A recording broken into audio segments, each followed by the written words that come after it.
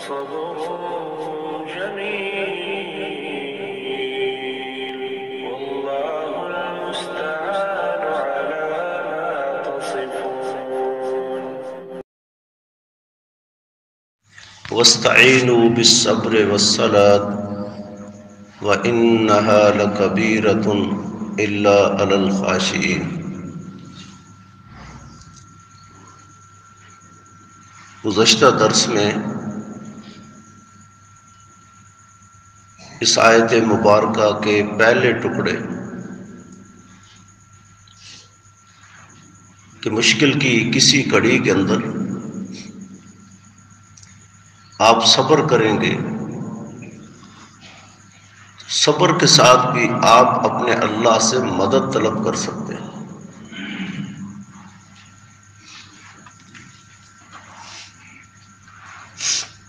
مدد طلب کرنے کا دوسرا ذریعہ اللہ رب العزت نے نماز کو قرار دیا۔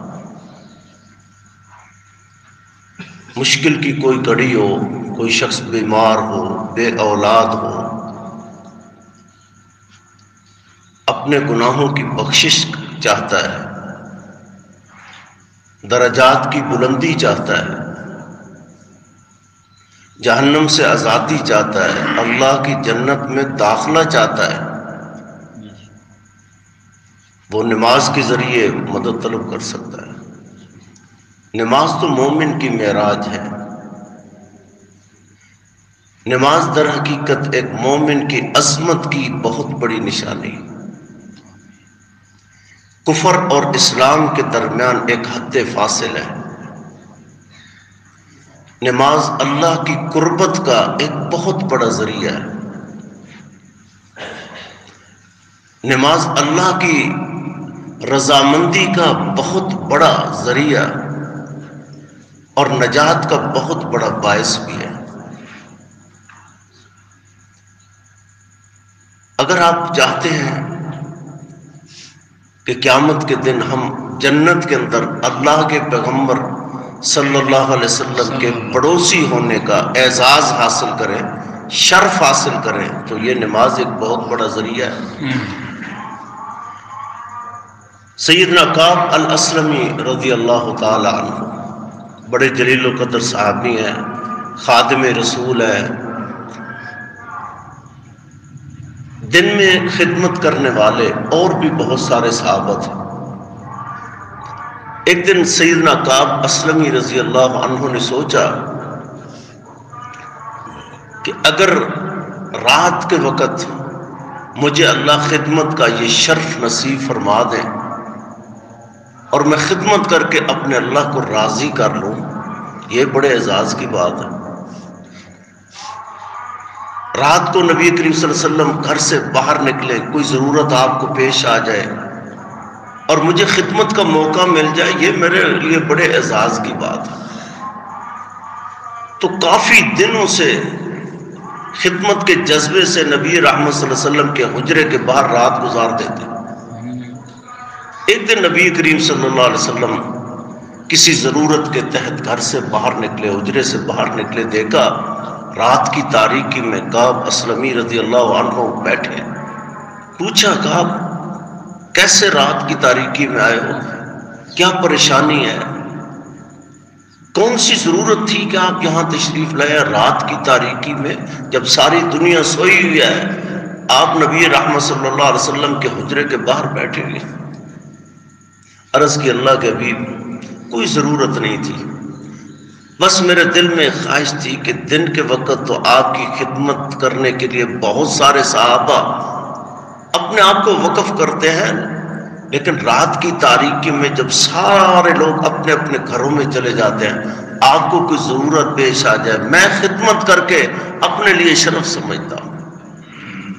نبی رحمت صلی اللہ علیہ وسلم نے جب یہ بات سنی، یہ جذبہ سنا، آپ نے فرمایا پھر کعب کوئی خواہش کرو، کہ آرزو کرو، تمنا کرو، میرا اللہ ضرور پوری فرمائے گا۔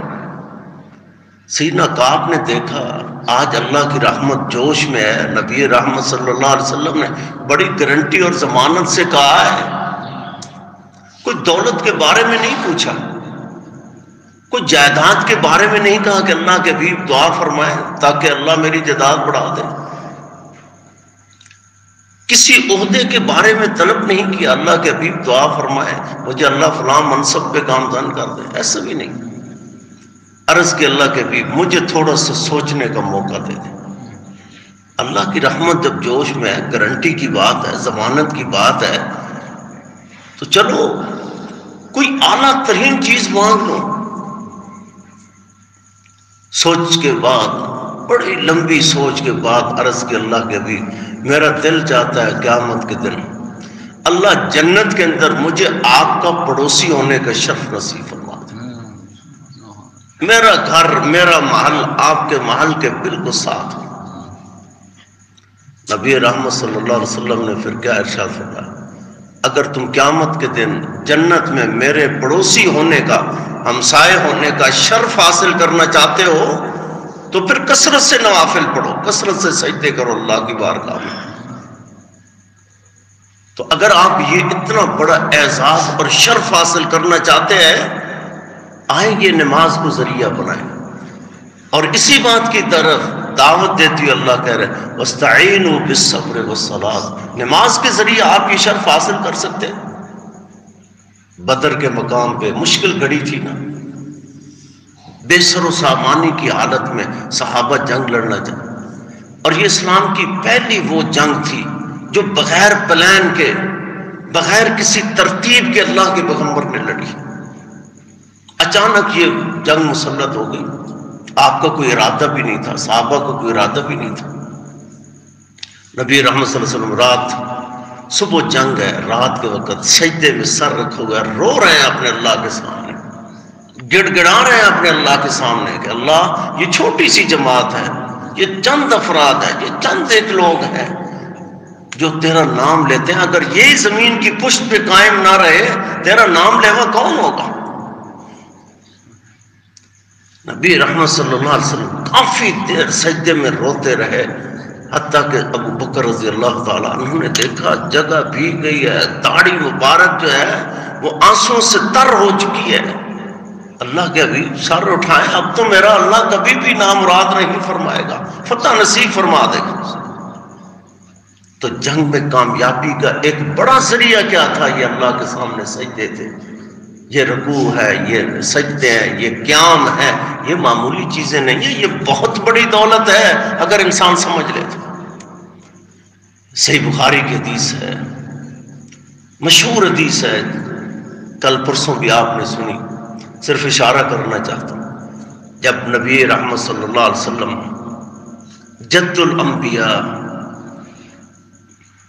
حبیب خدا، خلیل الرحمن سیدنا ابراہیم علیہ الصلوۃ والتسلیم، اپنی بیوی سیدہ سارہ رضی اللہ عنہ ام المومنین کو، یہ مومنہ ہے، متبعہ ہے، موحدہ ہے،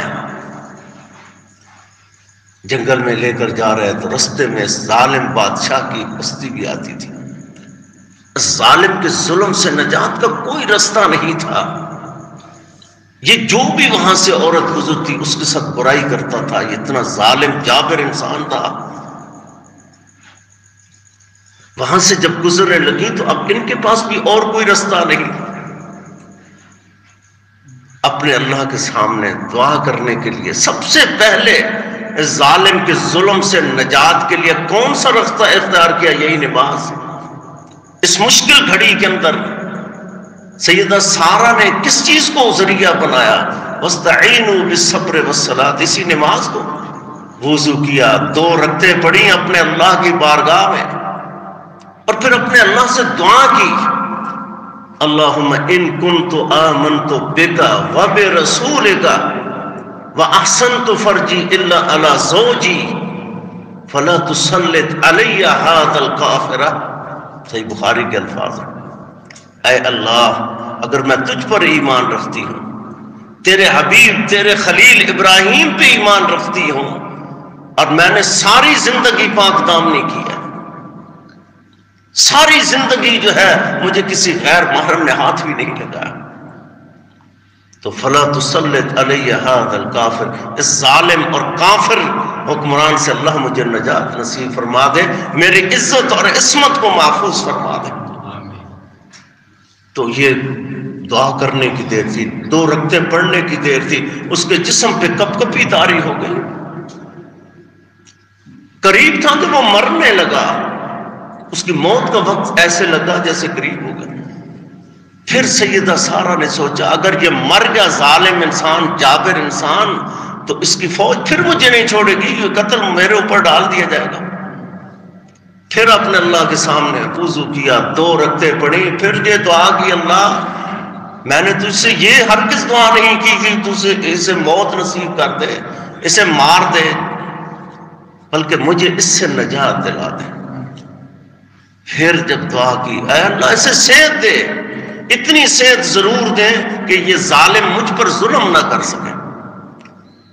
2 رکعتیں پڑھنے کی دیر تھی، پھر اللہ نے اسے صحت نصیب کر دی، پھر ظالم وہی صحت والا بن گیا، وہی جبر، وہی ظلم۔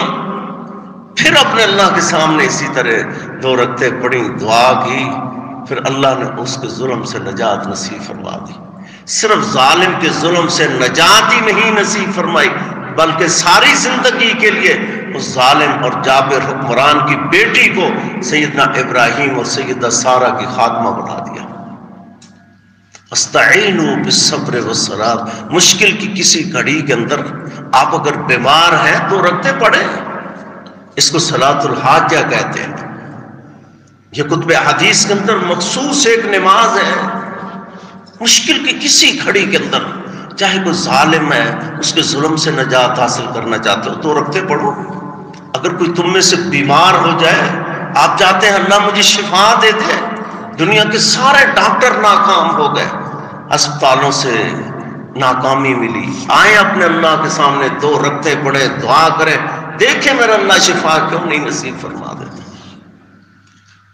یہی تو 2 رکعتیں تھی جو سیدنا بلال رضی اللہ تعالیٰ عنہ چلتے زمین پہ تھے، ان کے قدموں کی آواز جنت میں سنائی دیتی تھی، یہ 2 رکعتیں پڑھتے تھے۔ نبی رحمت صلی اللہ علیہ وسلم واپس آئے معراج سے، پوچھا بلال کون سا عمل کرتے ہو کہ جب میں مجھے جنت جہنم کی سیر کرائی گئی، میں نے دیکھا جنت میں مجھ سے آگے کوئی شخص ہے جس کے قدموں کی آواز آ رہی ہے، تو میں نے جبریل امین سے پوچھا یہ مجھ سے آگے کون آدمی ہے جو چل رہا ہے جس کے قدموں کی آواز میں سن رہا ہوں؟ جبریل امین نے عرض کی اللہ کے حبیب آپ سے آگے کوئی نہیں چل رہا، یہ بلال رضی اللہ تعالیٰ نے چل زمین پہ رہے ہیں، ان کے قدموں کی آواز جنت معلیٰ کے اندر سنائی دے رہی ہے۔ تو بلال کون سا عمل کرتے ہو یار، ہمیں بھی بتاؤ کون سا عمل کرتے ہو؟ اللہ کے حبیب کوئی اور تو خاص عمل نہیں ہے، البتہ ایک عمل ضرور ہے کہ میں جب بھی وضو کرتا ہوں 2 رکعت نماز تحیت الوضو ادا کرتا ہوں۔ ان 2 رکعتوں کی وجہ سے اللہ نے بلال رضی اللہ تعالیٰ عنہ کو کیسی معراج نصیب فرمائی، کیسی عظمتیں نصیب فرمائی، چلتے زمین پہ تھے، قدموں کی آواز جنت میں سنائی دیتی تھی۔ تو وَاسْتَعِينُوا بِالصَّبْرِ وَالصَّلَاةِ، اگر آپ مشکل کی کسی گھڑی کے اندر جو ہے نجات چاہتے ہیں، کسی کے ظلم سے نجات چاہتے ہیں، نیک صالح اولاد کی خواہش رکھتے ہیں، کسی بیماری سے نجات چاہتے ہیں، غربت سے نجات چاہتے ہیں، مفلسی سے نجات چاہتے ہیں، کسی اور چیز سے نجات چاہتے ہیں، کسی خواہش کا اظہار کرنا چاہتے ہیں، آئیے وضو کر کے اپنے اللہ کے سامنے 2 رکعت نماز ادا کریں۔ آپ چاہتے ہیں مجھے کوئی جاب ملے، اچھی نوکری حلال کی ملے، پتہ نہیں یہ نوکری میرے لیے درست ہے غیر درست ہے، اگر کوئی کاروبار کرنا چاہتے ہیں، آپ چیک کرنا چاہتے ہیں یہ پتہ نہیں کاروبار میرے لیے نفع بخش ہے نقصان دہ ہے کیسا ہے، آئیے 2 رکعت نماز استخارہ ادا کریں، اللہ آپ کے ذہن کو مطمئن کر دے گا۔ اگر وہ خیر کا مسئلہ ہے اللہ اس پہ مطمئن کر دے گا، اگر وہ شر ہے اللہ اس سے محفوظ فرما دے گا۔ مولا کریم سے دعا ہے اللہ مجھے اور آپ کو گماغ اس پہ عمل کی توفیق نصیب فرمائے۔ سبحانک اللہم ربنا و بحمدک، اشہد ان لا الہ الا انت، استغفرک۔